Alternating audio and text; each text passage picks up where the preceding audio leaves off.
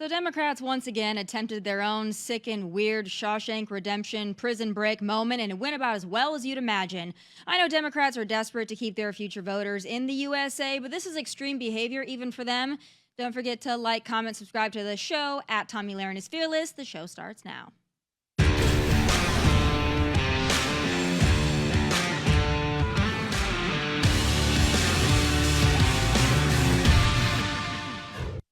So I don't know if you heard, but the Trump administration is just going around arresting mayors and sitting members of Congress for no apparent reason.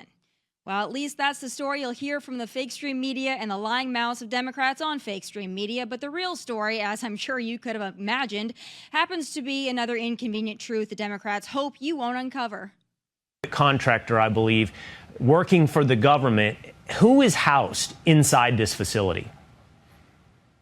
Well, thanks for having me. There's been for days protests outside of this ICE facility, Delaney Detention Hall, which was opened just in May. So it's very recent. It houses MS-13 gang members. It houses rapists, child predators, multiple, an MS-13 gang member, even a suspected terrorist. So these are really the worst of the worst in this facility. And the fact that the Democrats are trying to get these individuals out of the facility, but to set the scene here, well, what happened was there was a bus full of detainees trying to get through the gate when these Democrat politicians and protesters stormed that gate and got to the first security checkpoint. So when you're seeing any of these people being restrained, it's because they illegally broke into this facility. And we can expect, a civilian, if they try to break into a detention facility, they will be physically restrained. Members of Congress also have to follow the law. Had they asked us to take a tour of that facility, we would have happily facilitated that for them.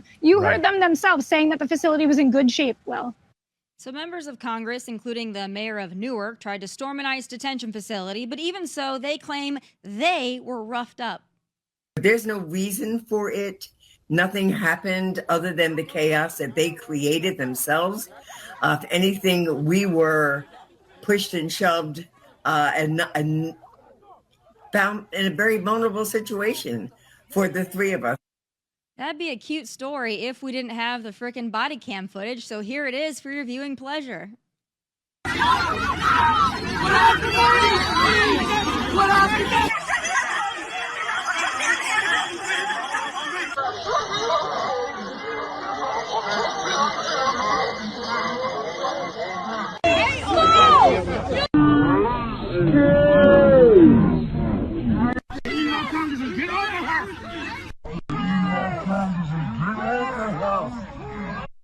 So they claim they were there to conduct oversight, but that's weird because I've never heard of someone who's trying to conduct oversight exclaim, "I touch whoever I want, mother effer."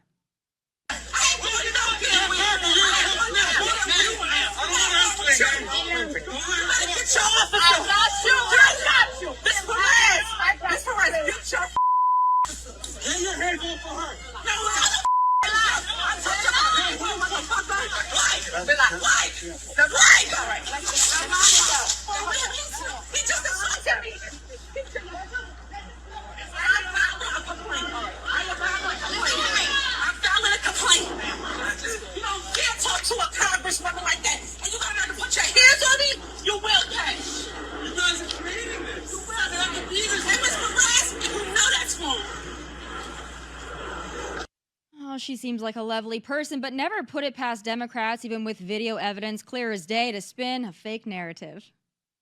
How is this acceptable to anyone in this country? How is this acceptable? I fight along with these two incredible women every day for the people of New Jersey. We fight for the country that we should be. What we saw today is the country that we live in under Donald Trump and his Department of Homeland Security, under his ICE. Does not reflect who we are as a country. It reflects everything wrong with the moment that we're in. This is unacceptable. This is unacceptable and should shake every American to the core, to their core, to our collective core, that this happened today here in the city of Newark, the most inclusive city in New Jersey, with the mayor who represents the city, with the congresswoman who represents the city, and with Bonnie Watson-Coleman, who's fought for the people of New Jersey her entire distinguished career. This is unacceptable. This is unacceptable. And it should be unacceptable to every single person that's watching today. This will not be the end of it. It will not be the end of it when we leave here. It will not be the end of it when we go find Mayor Baraka. It will not be the end of it when we go home tonight. The fight continues. It will continue until we correct the course that we are on. Oh, but never underestimate AOC's ability to be the dumbest one of the bunch, a hard feat to pull off in a field full of dumbasses. And now what DHS is trying to say, again, they're using public intimidation because they know that they cannot come for us all. They know that they cannot come for us all. And recently what they said is that DHS is allegedly looking into arresting members of Congress who were showing up for their legal and constitutional obligation to conduct oversight. If anyone's breaking the law in this situation, it's not members of Congress, it's the Department of Homeland Security. It's people like Tom Homan and Secretary Kristi Noem. You lay a finger on someone, on Representative Bonnie Watson Coleman, on Representative, or any of the representatives that were there, you lay a finger on them, we are going to have a problem. Because the people who are breaking the law are the people who are not abiding by it. And it is enshrined in the law that members of Congress who show up to ICE and CBP facilities are required to be granted access, legally required to be granted access. And they legally cannot be inhibited from accessing these facilities to conduct their constitutional obligation to investigate and conduct oversight. So if Kristi Noem wants to break the law, that's on her. But it sure as hell is not someone like Representative Robert Menendez that needs to be arrested, okay? So these performative morons could have requested a tour of the facility to do their oversight. They could have conducted themselves like members of Congress and public servants rather than feral bobcats, but no. Instead, they bum-rushed a federal facility during a prisoner transfer, seemingly assaulted federal agents, and impeded a law enforcement operation. So charge them all, honestly. Bonnie, Rob, Roz, and La Monica. What a motley crew of absolute morons, truly. Democrats, your party is batting 1,000 on complete idiocy, so keep it up. Joining me now, after he listened to all of that, is comedian and host of Who the Bleep Is That, Jeff Dye. How are you? Thanks for having me. What a time to be alive. I really teed you up there with those videos. I liked it. It was fun. I wasn't anticipating having you comment upon what that was, but as long as you're here and you took it all in, what's your take? You saw the video. Yeah. Who was roughed up? Oh, I don't know. I don't know if anyone was roughed up. Seemed weird. It seemed like a weird I think the lady in the red jacket probably. I mean, is this like the same as January 6th? If you felt like an insurrection to me. if you're trying to get in there, what are you gonna do? Like, they should let them in. What are they gonna do when they get in? Also, what a horrible idea to wear bright red. If you're planning to do that, and pretty we can easy to just find in the video. Yeah. spot you, and nobody was roughed up. If anything, they were roughed up. Also, I don't think I can touch anyone, mother effer is quite a statement. Yeah. Yeah, that's wild. It's a pretty entitled Yeah, statement. I don't have much to say, but I liked what you did. That was great. How many of your guests watched the whole monologue? Well, I mean, that's kind All of the guests? The guests? Oh, well, When the yeah. people I that mean, sit normally here. if I have a comedian or somebody who Yeah. doesn't do this, Yeah, they'll maybe I watch. spare you from it. No, I liked but it. since you're here, I was you're just wondering how often this happens. now you're doing I was politics. like a little like No. boy watching the show. It was very Well, fun. I'm glad that you enjoyed it. I loved it. You're here in Nashville. Yes, You've spent some time in Nashville. yes, I love it. Do you always wear boots or just in Nashville? No, I wear boots at home too. Oh, okay. I would wear a cowboy hat. I wear a cowboy hat in LA all the time, but it's hard to fly with a cowboy hat. I don't know how people do it. I just like kind of hit the back of the seat. I don't want to travel with it, so I'm wearing it mostly in Los Angeles. A lot of people in Los Angeles wearing the cowboy Also, hat. short guys. If there's any short guys out there, wear boots. It's like cheating. Gives you like it's nice. Well, you don't have that problem. I don't. I'm very tall, but also like I've got these buddies. They're like 5'3". I keep telling them like wear boots. Well, I'm It's a going good to little get to trick. some Nashville stuff. Okay. Because I have some questions on Yes. your assessment of Nashville, and I also want to ask you why you still live in California. Okay. But going back to, I don't know, when I saw all the news coming out today, I thought, who better to ask about all of it than comedian Jeff Dye? I don't know if you saw some of the news of the day, but a lot of things happened over the weekend. We've got negotiations on pharmaceutical drug prices. Oh, I thought you were going to talk about WWE Backlash. Well, I'm not very familiar John with Cena retained the title. Oh, I didn't see that happen. I saw Oh, go someone ahead. threw a bottle. Oh, I saw yeah, that yeah. moment. Oh, that was I think that was fake. Oh, okay. Yeah. Well, or part of the show, I guess is what you call it. part of the show. Yeah, part of the show. I don't know anything about any of that, but That's I probably all right. know as much What about news that. were you going to tell me about? We got a trade deal, an Yes. interim trade deal with China. Right. Big deal. Market's doing well. Yes. Negotiated, I guess, ceasefire between India and Pakistan Correct. had a tense moment.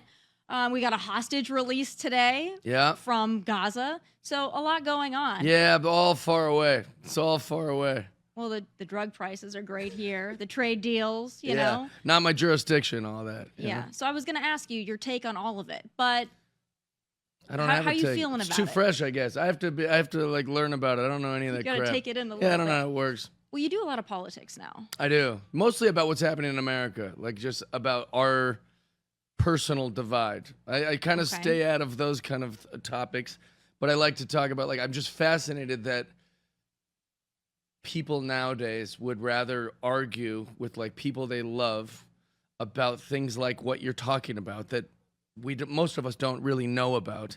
And we'll be like, hey, you know that guy you had your first beer with and you went to high school with and he was in your wedding? Yeah, we can't talk to him anymore because he has a different opinion about a war in the Middle East that's been happening for thousands of years that no one's ever going to end. And it's like, you're going to not talk to your aunt because of the way she feels about tariffs or Ukraine. Like, it's insane to me. My gay sister will be mad at me because I make a joke about trans people she's never met. My sister doesn't know a trans person. She's never even seen one in real life. And yet she's willing to, like, debate. And I feel like that's happening all over our country. Is like, we're, like, mad at each other over things that we don't really know about or care about. And I Do find you think it's a little one-sided though? What do you 'Cause mean? I'm not personally mad at if I have a friend who's a Democrat, Yeah. whatever. It doesn't bother me to be friends with somebody who has a different political opinion. Right. It feels very one way. But like for example, if you're from California, you can come to Nashville. Correct. You can be in Tennessee. Nobody's gonna bother you. Right. But if I go to California, it's a different story. Yeah, that's I'm true. Accosted. It does feel one-sided currently. Yes, I agree with you. Yeah. But it's like, but then that's just like two children going, he started it. It's like, it's like we just should be getting along. It's so silly. Like, I love America. Like, that's what I love. And I love my fellow Americans. And everyone's bickering and going, but it's like, we're close. We're going to have like a civil war in like 10 years if this keeps up. It's not fun. I think people are a little more united than maybe it I feels hope so. like It sometimes. feels gross. I had friends cut me off just because I would post, jokes about COVID or Black Lives Matter, and they're like, "That's too far." You're like, "Shut up!" Like, it's crazy. But you're right. It was all liberal people getting mad at me. Yeah. Have you ever had a conservative person get mad at you for something that you used said? to, but that's how these things are always changing. When I worked at MTV, every letter we got was from some old Republican Christian who was like, "This is terrible. This is smut. You guys should not be on the air." And all the young people were cool and were like, "Let it rip." And now that's completely switched. And it's only been, probably 13 years. Where it's like now every young person is like, you shouldn't say that, and that's terrible, and this should be censored, and all the old people are like, let it rip. I never thought I'd see that switch, but that's only been like 12, 13 years. Do you think President Trump's a comedian? I think he's hilarious. Yeah, like his Twitter's very funny. Yeah. And sometimes just the things that he says are pretty funny. Yeah, I and think. also if you don't like your president being like as trolly and comedic as the president is, then you should be more mad at like Obama, who kind of started this idea where presidents are cool, or presidents have Twitter accounts, or presidents are doing NCAA brackets. Like that kind of started with him, where he was like more of a socialite than a president. And so like Trump's just doing it in his own way, which is, I like it. But What did you think about Joe Biden on The View last week? I didn't see that. I don't watch The View, Tommy. Well, why I not? also don't hate watch things. Like people are always like, "Did you see Barbie?" I'm like, "It's not for me. I'm not gonna watch something. I'm not Ben Shapiro. I'm not gonna go watch Barbie and do a 3-hour video about how I hated it." Okay. Yeah. So no View for you. The only time I see The View is when like someone has made like a reel or something where Yeah, they're the like, clip. yeah, and then I'm like, if The View is nearly as bad as those reels, it is not for me. I would break my TV. I can't watch Yeah. it. Well, I just watched because Joe was on, and I was Yeah, waiting how'd he to do? see. How'd he well, not Not I good? wouldn't say well. Yeah. I mean, some of the closed captioning was hard to decipher. I believe that. Poor Yeah, guy. yeah. He was also asked about the books being written about him, about his cognitive decline. Oh. And then he went on a complete rambling answer for about 3 minutes, unrelated point, to yeah, his yeah. cognitive decline. And then Jill stepped in and said he worked all day. Oh my gosh. And even sometimes at night, he had to work. So I sometimes wonder if even that was a psyop, like Joe Biden being like this, like it's almost like if he seems old and rambly and incoherent and cognitively declining, then we go, oh, silly old Joe. As opposed to the nefarious things that they might be doing, we instead see it as like, oh, that's like my befuddled grandpa who can't capture his words. But there's some bad stuff happening, and like if you just see it as like, oh, that's silly. Like I wonder if that was part of it. I don't know. It's all scary. I think that they took advantage of his mental state, but at some point he had to be in on the joke, right? I mean, I don't know. When It's very strange. It was a strange time, strange world we were living in. I left LA in 2020 when COVID started. Yeah, where did you live in Los Angeles? Well, I lived in Hermosa Beach. Okay. So I lived in the Great South place. Bay. Yeah. I lived where it was tolerable for me to be. It was and socially where they acceptable for you tolerated to have me. a family. Yeah, exactly. Well, they tolerated me in the South Bay. They did not really tolerate me. I couldn't go to Santa Monica. You could go to Santa Monica. I sure could not. I also couldn't go to West Hollywood. Really? I went there only on assignment, and there was one time I went. That's like me in Silver Lake. They're like, straight white guy, and alarms go off, and they're like, he better be one of these pandering whites. Is that not a place where normally Silver Lake? Yeah. It's very mean. Everyone's very grumpy. It's very like everyone thinks they're an intellectual because they have an old hat. You know, they're always carrying a book around. They think they're smarter than me because they got cat hair on a 50-year-old sweater. A bunch of dorks. I've never been there. Oh, it's terrible. You know, in LA, you really hate it. You don't travel around. Well, I think Santa Monica's They're like, worse. we love the homeless, and then they step over them, you know. Well, let's talk about that. Okay. Why stay in California when so many have left, even just for tax purposes? I don't think it's heroic to leave anything. I don't think that's heroic. I don't think you go, oh, I'm having troubles with my wife, I'm out of here. Oh, I'm having troubles with my husband, I'm leaving him. Like, I don't think it's heroic to leave. When Rosie O'Donnell says, hey, if so-and-so wins, I'm going to win. That's not heroic to leave your country because you're not happy with the country. You saying I'm a coward because I left LA? Oh, you left. I mean, you're part of the group I'm putting. I like California. I will stay and I will annoy the liberals and I will speak what I think is true. I think California is worth defending. It's one of the most beautiful states in the nation as far as you don't have to get on an airplane to go somewhere cool, right? 1 hour any direction, you're in an amazing town like Bakersfield or Modesto or San Diego. I'm not being a silly. Those are great cities. They're like little cowboy towns. San Diego's awesome. Catalina Island, Solvang. I mean, the weather's great. You've got the beach. Like every single part of California is worth defending and awesome. Politically insane and terrible. Taxes terrible. The government is coming to set your house on fire and rebuild some smart bullshit city. But if we can change those things, the California is worth defending. I think it's an incredible state. Do you think it's possible to change California? I think it's possible to change anything. I didn't think we'd be in the current state we're in now. Your friends you talk to in LA. Yeah. Do they like how it's going? Not politically. No, not my friends. Well, I'm sure you have liberal friends. I would assume that you have some Democrat liberal friends living in California. Yep. And do they tell you in confidence, hey, this isn't working, we keep voting for these people and it's bad? Or are they pretty rooted into their beliefs, you got to vote Democrat on everything? They're very much that. I can think of a person in particular who's like, I vote blue no matter what. And I was like, that is the craziest thing I've ever heard. And they will defend it tooth and nail. They're like, I don't know how it works. I think they just believe being a liberal person makes you a good person. I think we've been sold this race lie where like, if I just got to get away from anybody calling me racist. And what's the best way to not be a racist? If I say I'm a liberal, then no one will accuse me of being a racist. They all live in their white guilt. Yeah. Well, and also the white guilt, the way that they get around that is they have a trans child. Right. That's what I've discovered that Hollywood does when they want to be a part of the oppression totem pole. Yeah. And they don't know how because they're white and they're rich and they're liberal and they're in Hollywood. So the way that they get around that is, well, my child is non-binary. Yeah, which is not a race, which is very strange. Like even this whole story you covered in the beginning is fascinating because you go, this is a bus full of people that have committed pretty heinous crimes. Yeah. They're not being brought to this center because they are Mexican. Hell, they're not even being brought to the center because they're not citizens. They're being brought to the center because they've committed such heinous crimes that they don't get the right to have a trial. They just kind of get sent back where they were. And then people will go, but they're Mexican. They must be perfect. And you're like, when did that start? When did that ideology start that just being from a different place makes you ultimately virtuous? Like, when did that start? That like, oh God, why should a black person be held responsible for his actions? He's black. And you're like, well, why is that even part of the conversation? The guy robbed a liquor store. That's what we should be talking about. But we're so race obsessed that like these things, and I think that's what happens in California.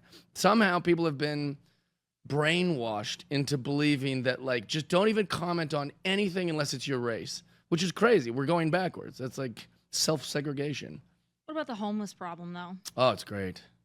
Is it in your is it in your area? Because it's kind of is it in my area? Is it in your area? It's in everyone's area. Yes. There is no area. I was on Broadway last night in Nashville, and I met about 1 million homeless people. The homeless problem is, I don't know what is going on.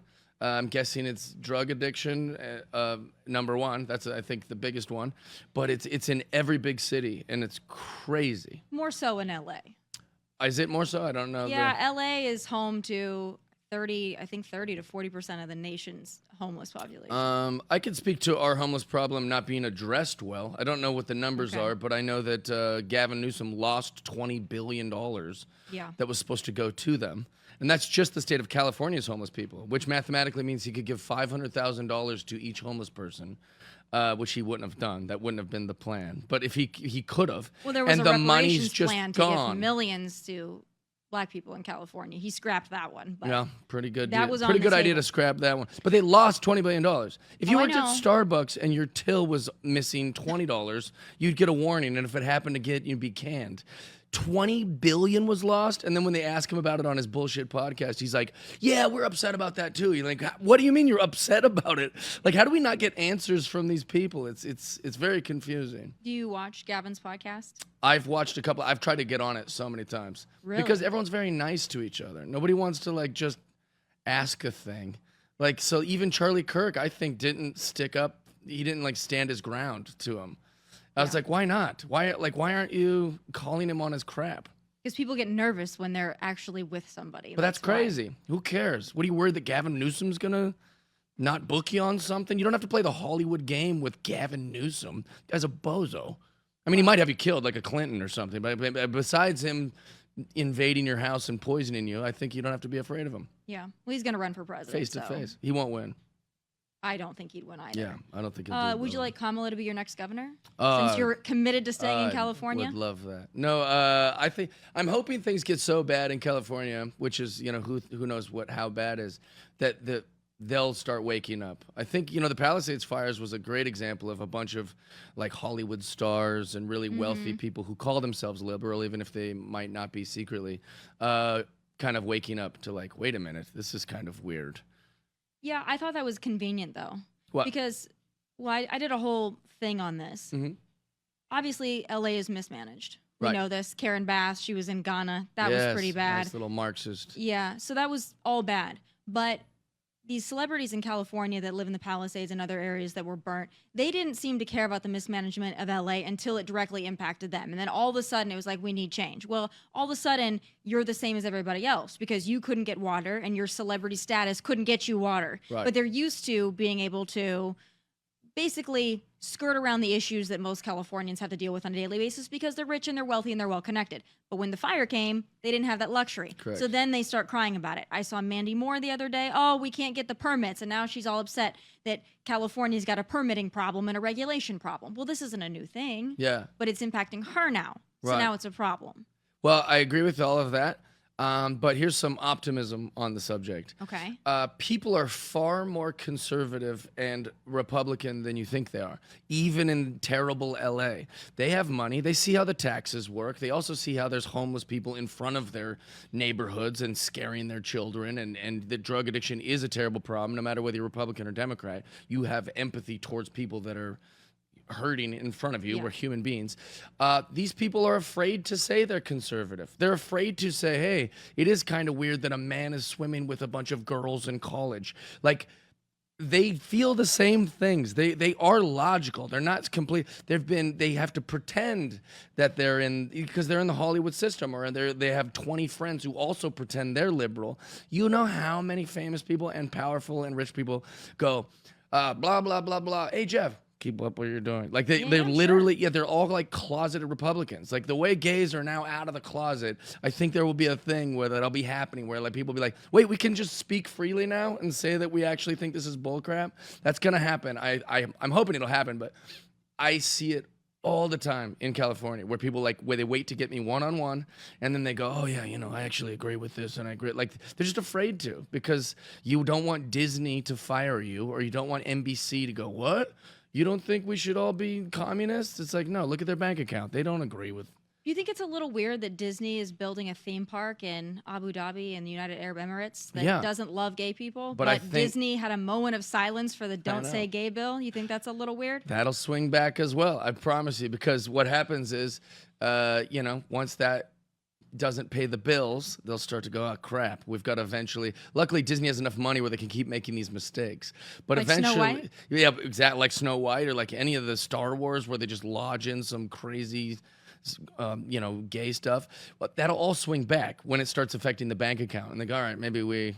There's a great thing that's happening at the Comedy Store in Los Angeles. There was a girl who, used to book it, and her whole thing was, just book her friends and the most like liberal comedians in the world and girl comics that have been doing it for 2 years. And there's a pattern here. Why is not Shane Gillis here? Why is not Trevor Wallace here? Why is Jeff Dye not here? Why is Matt Rife not here? Oh, there seems like a pattern between those 4 comedians. And it'd been fine if the Comedy Store was thriving. If the Comedy Store was thriving, it's okay. We'll turn a blind eye to your guys' political ideologies if the seats are full. But the seats aren't full. You're going through a tough time. You're out. And I think that's going to happen at Disney. Like, eventually they'll just run out of, not run out of money, but notice the books aren't the same, and then they'll shift. I want to get your expert opinion on... Expert opinion? This is comedy, so I do want your expert opinion. Okay, Bill Maher. There was a great... We remember the Madison Square Garden pre-election rally with Donald Trump and the joke about Puerto Rico being a floating island of trash. And that was a big deal. And then Joe Biden called all Trump supporters garbage after that. Right. It didn't go well. Trump put on the garbage vest with the garbage truck. I think helped him win the election. Okay. But I think when they tried to murder him on CNN was probably a big one, too. That helped a lot. That helped a little bit.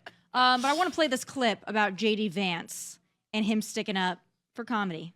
J.D. Vance, that entire week, he was taking these questions from the press like that. What are your thoughts about the racist comments? And he would nail it every time, day after day. What do you say? First of all, it's a comedian. I don't know why you're calling him a speaker. He was a comedian defending free speech. And where has our sense of humor gone? Right. How do you not know that was a joke? That's clearly a joke. Maybe it wasn't the right time or place. Maybe. I'm not even saying. Like, he was just taking the questions like he was a comedian. Like, he understood the perspective of the mission. And so common sense. If you ever So what did you think about that joke initially, first of all? And the Tony's Puerto Rico joke? I thought it was a strange thing to do since Puerto Rico is part of America, so I thought that was strange. Well, Puerto Rico does have a trash problem, though. Sure, but I mean... he's making a joke. No, I'm not. I would never not be on the side of a comedian's joke, but you're asking me. I thought it was strange. Like, when Hulk Hogan goes to a Trump rally... He gives a little speech and then rips his shirt off. He's not doing a wrestling match, Or if Amber Rose goes out, she doesn't twerk when she goes to a rally. She's Amber Rose representing the president. So to do roast jokes at a rally was a little strange, but it is a joke, and so that's where you get the pass, I guess, as being a comedian. But I think that if a comedian would have done that on behalf of a Democrat, I think the Democrat would immediately throw him out. Oh, no, this is so awful. Immediately distance himself. But President Trump and J.D. Vance were like, he was a comedian. He wasn't a speaker. Like, they didn't play into the cancel culture, the faux outrage, we must apologize. I don't think you should ever apologize unless you're truly sorry, but that seems to be a thing now. Everybody has to put out the hostage statement. I thought the joke was funny or whatever, and I think it's fine. I thought it was such a small thing. It showed how desperate they were doing in the election. To try to make a meal of it was what was so desperate and weird. I think Trump and J.D. Vance would space themselves from something that they disagreed with. I think they would if they disagreed, but they just didn't disagree, so they're like, we don't have to distance ourselves from this because who cares? It's a roast comic who made a joke.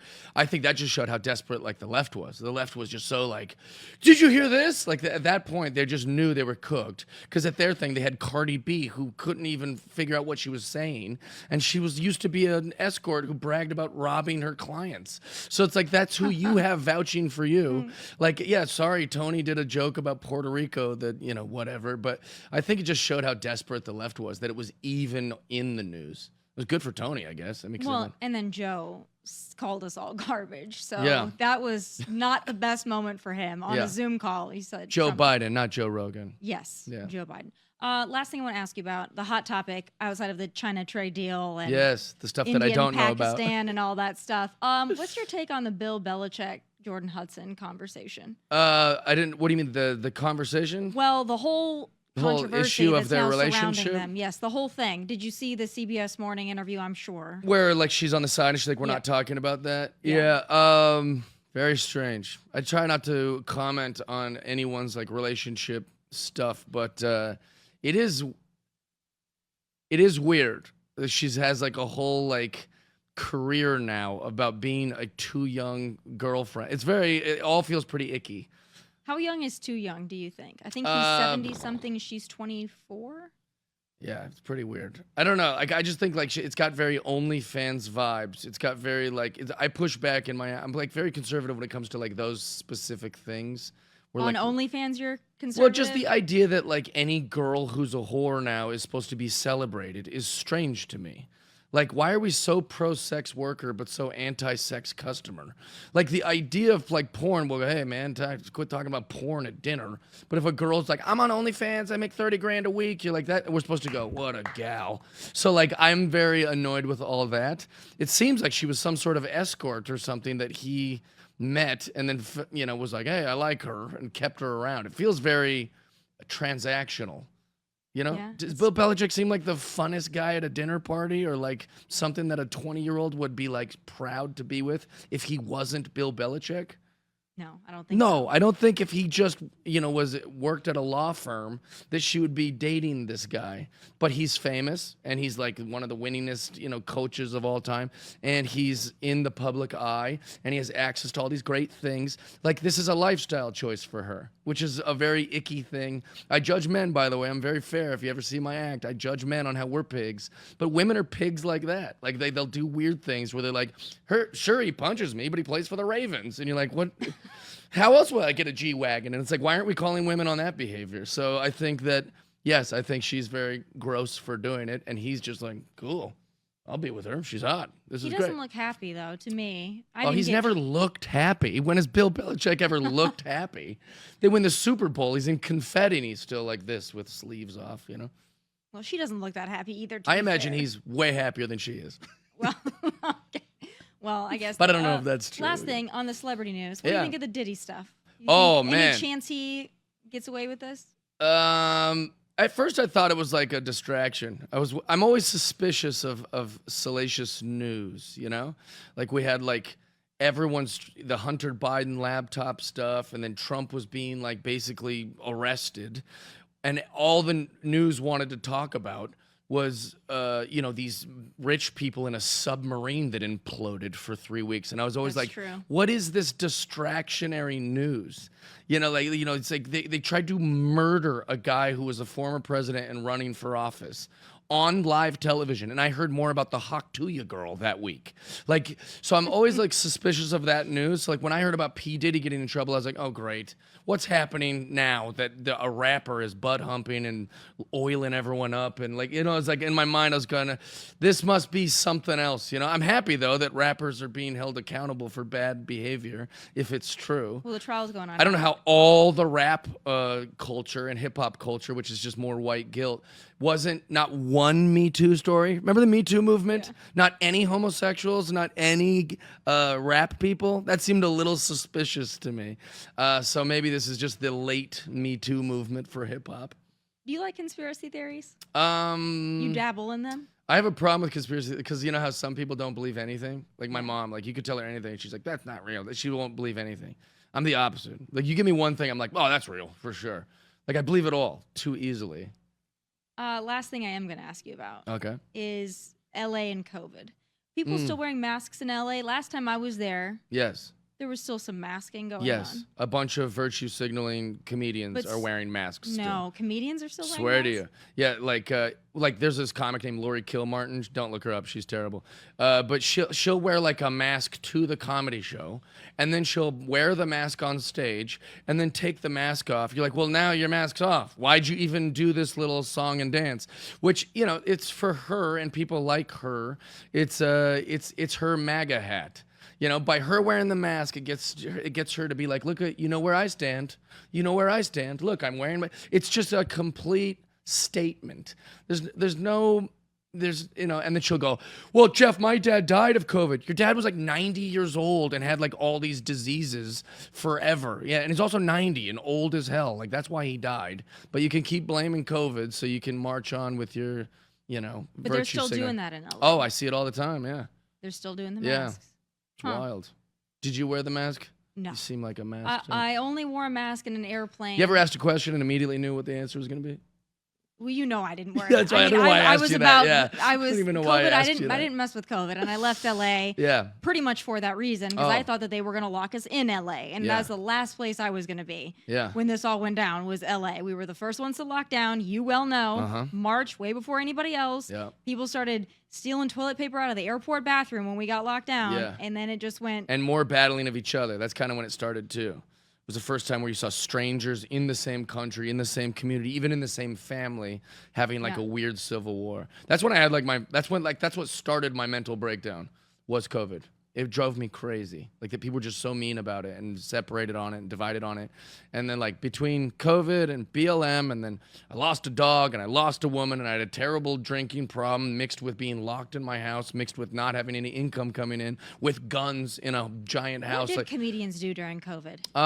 streaming. I mean, there was like a Zoom thing for a while, I guess. Yeah, They tried to make that. I did a bunch of thing. like underground shows. It was very okay. punk rock. They'd be like, "Hey, I know you don't care about COVID. Will you fly to Vegas and do like a show for a bunch of high rollers?" I'm like, "Yeah, I'll do that." So I took but that wasn't very often. That was like once every few weeks or something that you could get a gig like that.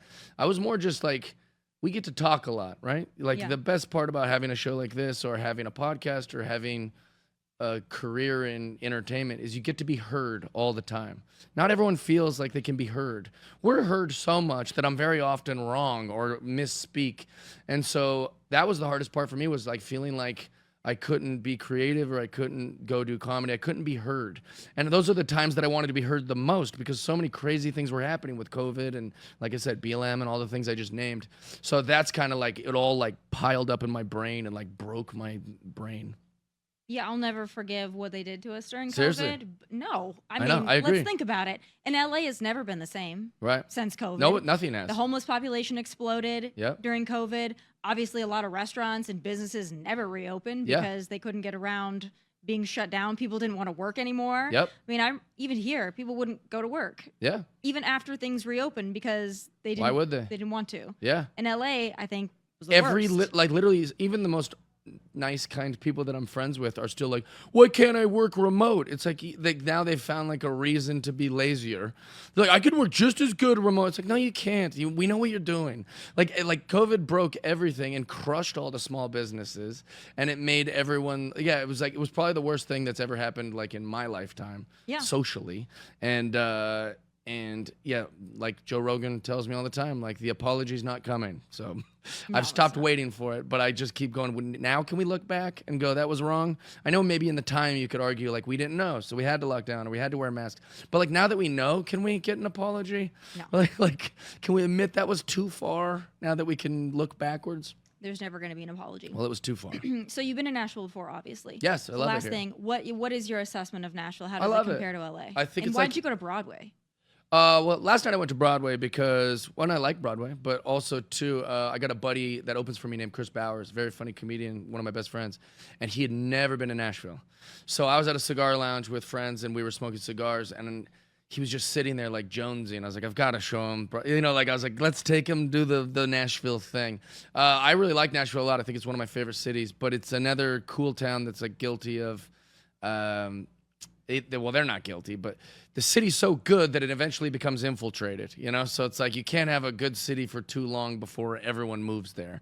And that's been happening to this town long before COVID. The Californians have come. Every town. I mean, like Joe, you know, brought everybody to Austin, and then now everybody's like Austin, and that might have even happened before Mothership. But I'm trying to think of other towns it's happened to. Like it's just when a town is cool, it eventually gets, you know, taken over. But you'd never move to Nashville. You're stuck in it. You're stuck in California. You want to stay there. I won't say that I've never moved there. I might buy like another home somewhere else. I mean, Nashville could be one of them, but it's just a big racket to move your whole life. You know, like people talk about it like it's nothing. Like just move. I'm like I have a whole home and like a network of friends, and like that's where, you know, like I've got a, I don't know. Is it that easy to move? You moved out. Yeah, I moved during COVID. But was it that easy? I mean, that's a pretty big. It was very easy to leave LA. You have a family, and you have like that's. I mean, had no family in LA. okay. I'm not from California. Right. Yeah, so I. But you're moved married, and like you like. I wasn't married at that time. Oh, okay. Oh no. I left California. I came to Nashville.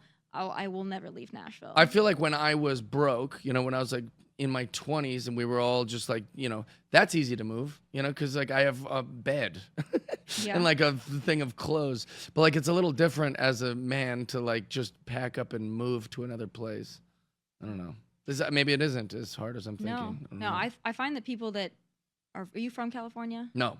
Where are you from? Washington State, Kent, Washington. Okay. Yeah, it's Same. like an hour south of Seattle in the sticks. Okay. Is it conservative there? Yes, very. But I think that when I was growing up there, I didn't know anybody's political affiliation. It's kind of like being gay nowadays.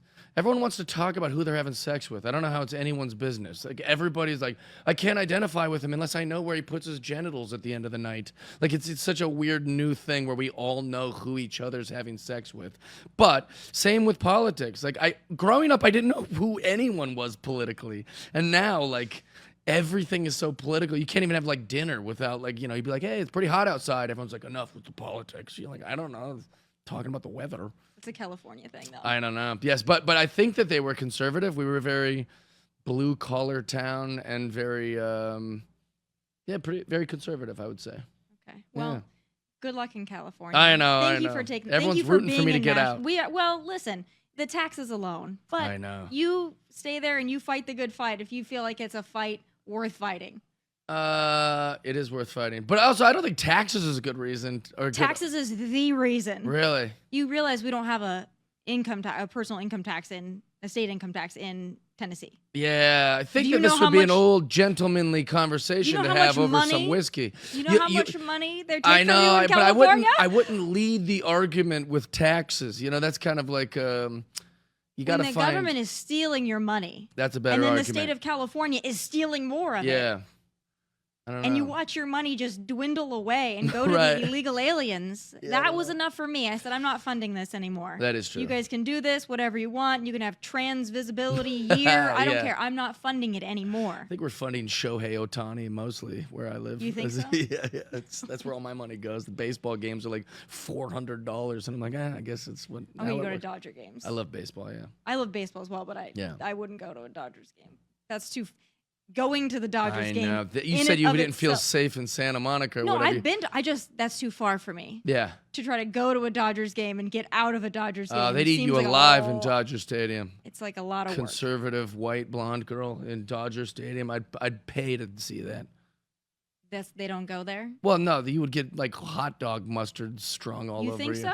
Yeah, they'd be I've like, been we to know a Dodgers her. game before, and that didn't happen to be. But oh, really good. Actually, I was at a Kings game though, and someone did pour beer down my shirt. Yeah, there you go. Same thing. So same story. Yeah. I can tell you a lot of things that could be those stories could be California. interchangeable. They Dodger probably Stadium. Well, now I'm worried about it. Well, no Dodgers games for me. I'm a Mets fan anyway, so nice. it's fine. Thanks, Jeff. Thanks for having me. Yeah, and it didn't feel very funny, but I think we did it. All right, that does it for this wide-ranging episode of Tomi Lahren is Fearless. Catch you back here tomorrow, 1 p.m. Eastern for Liberal Tuesday. Please subscribe to the YouTube channel at Tomi Lahren is Fearless. From Nashville, God bless and take care. Hey, thanks for watching. If you want more of my hottest takes, must-see conversations, and of course, my final thoughts, click here and make sure you subscribe here so you never miss a beat. I'll be here every weekday, and I hope you'll join me.